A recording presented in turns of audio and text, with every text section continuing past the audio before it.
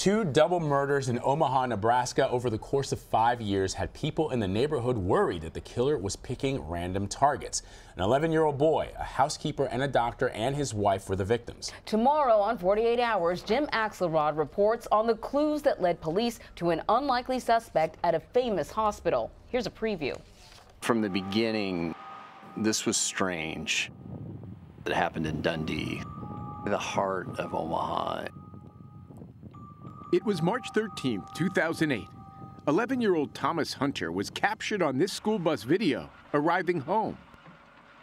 Thomas was a waif of a kid, smart kid, loved science, math. The Hunter's housekeeper, Shirley Sherman, was waiting for him. Grandma, gentle soul.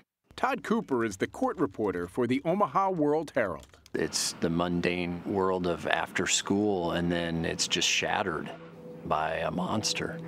You remember getting the call? I do. Omaha police detective Derek Moyse was one of the first on scene. I remember walking in their front door. There's a little boy lying face down in a very large pool of blood. You get to the back door, you see this lady who had very evidently been pushed down to the ground and attacked.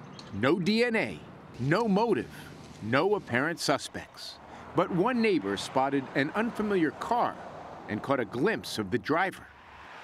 Then, 5 years later, and just a few miles away, came a break, but in the form of another horrific tragedy. A prominent doctor and his wife murdered. Roger Brumback devoted portions of his medical career to childhood disease. Mary Brumback could not have had an enemy in the world. Scott and I had a real definitive moment after we walked through that house. I've seen these things before. When had the last time been that you had seen stabbings like that? It was 2008 with Thomas and Shirley. And there was another connection, Creighton University Medical Center. Dr. Roger Brumback was chairman of the pathology department.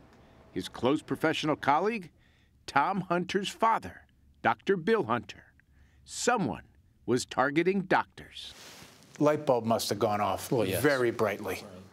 It wasn't long before Dr. Anthony Garcia's name came up, a former Creighton Medical Center resident who had been fired by Doctors Hunter and Brumback. Did your son kill Tommy Hunter, Shirley Sherman, Roger and Mary Brumback? I don't know. If it did, it's a totally different person that they're talking about. And Jim Axelrod is here to talk more about the report. So, Jim, is the belief that Dr. Anthony Garcia is a sociopath and he was seeking revenge because he was being fired? Is that the theory? So, revenge is the key word. Okay. All right, this is a story in which the theory, that the motive that the detectives come up with has everything to do with a medical resident who is really upset with doctors at the Creighton University Medical Center. This is the police theory here. Garcia's lawyers later say revenge is just a theory. But as you just saw in that piece, this was a suspect who had every reason in the world to be very angry with the faculty at the Creighton University Medical Center because he had been fired. Mm-hmm. On the other hand, if you listen to the police, they had every reason to fire him. Right. So yes, revenge is definitely the working theory and the backbone of the case that the detectives developed. What was the incident that allowed police to actually think that there might be something going on here? Right, so there's two murders, as we just saw. There's an 11-year-old boy named Tom Hunter and his housekeeper, Shirley Sherman.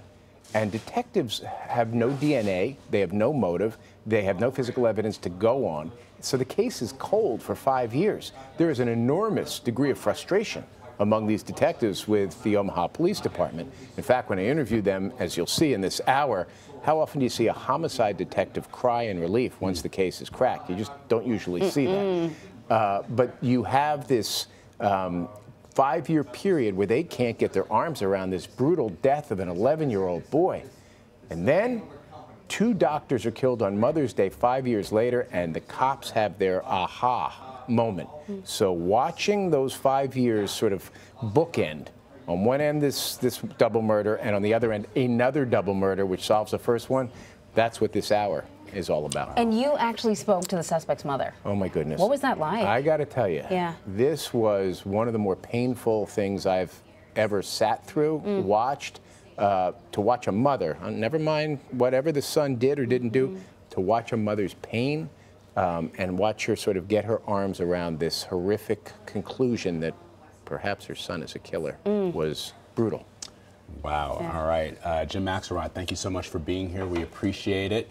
And you can watch Jim's full story, Resident Evil, tomorrow night on 48 Hours. It's at 10, 9 Central, only on CBS.